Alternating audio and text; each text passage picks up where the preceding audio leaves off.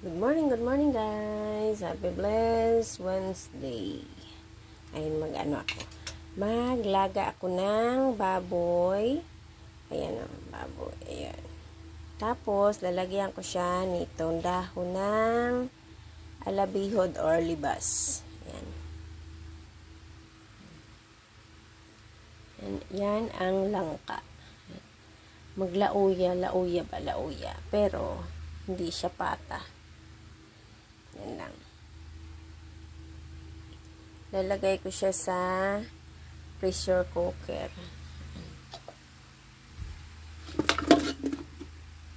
I-pressure cooker ko siya para madali.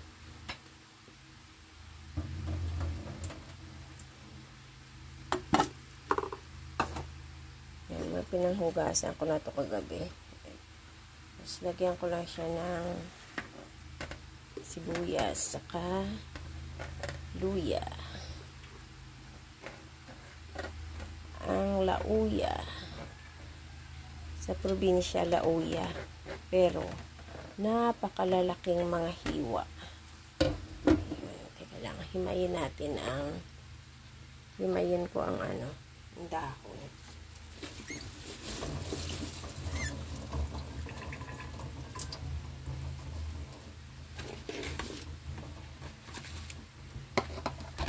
Putol-putulin natin para hindi masyadong malapad.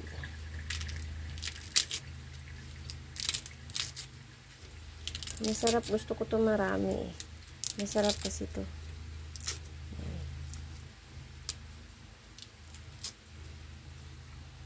Dagdagan pa natin.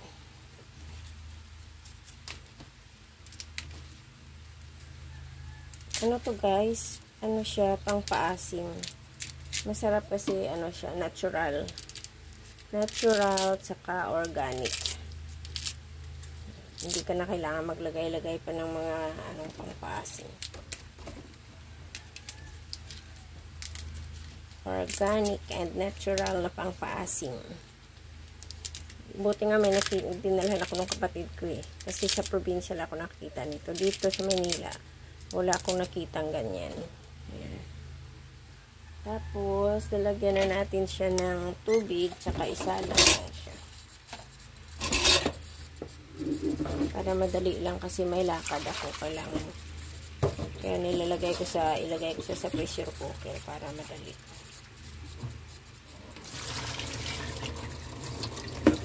Para mabilis lumambot ang langka, tsaka ang baboy.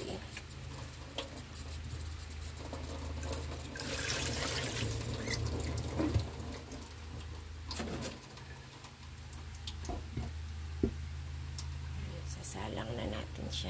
Bigat.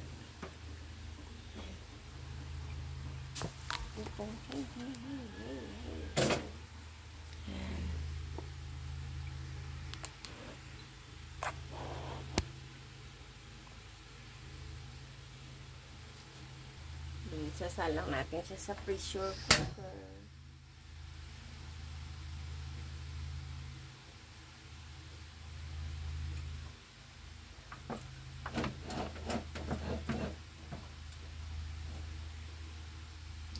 Antayin na natin, mabilis lang naman maluto yan.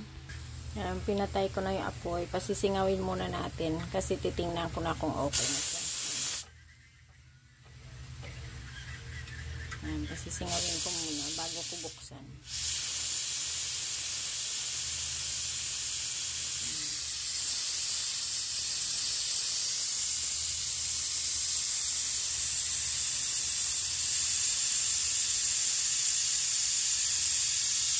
Pasingawin natin muna para mawala yung pressure sa loob bago natin buksan.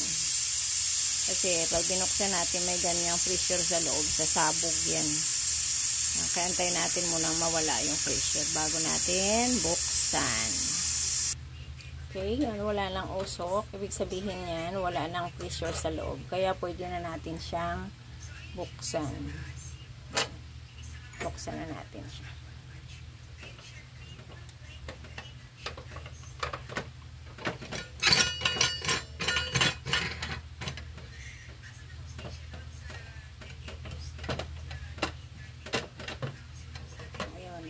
madali na siya buksan pag yun. Okay. Ayan o. Ayan na o. Hahaluin muna natin.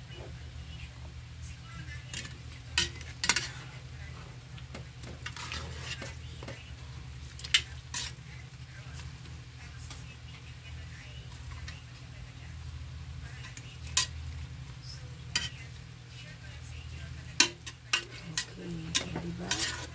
Malambot na siya. Ano yan? 45 minutes kung pinakuha sa pressure cooker. Nilagyan ko ulit ng kunting tubig kasi medyo naubusan kanina. Kaya antayin lang natin saka kumulo. Then, okay na siya. O, diba? O, ang ganda ng pagkalambot niya. 45 minutes lang yun. Yun, ang lambot na. Okay, antayin natin kumulo at saka okay na, magmukbang na tayo. Ayan guys, tingnan nyo, kumukulo na siya. Okay lang yan kasi masarap may sabaw, diba? Oh. Durog ang langka. Oh. Ayan.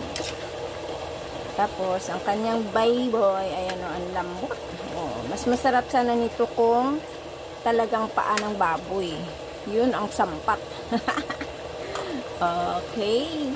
Mga palalabs, tara na, kainan na kasi nakaluto na naman ako maaga pa. O, yun.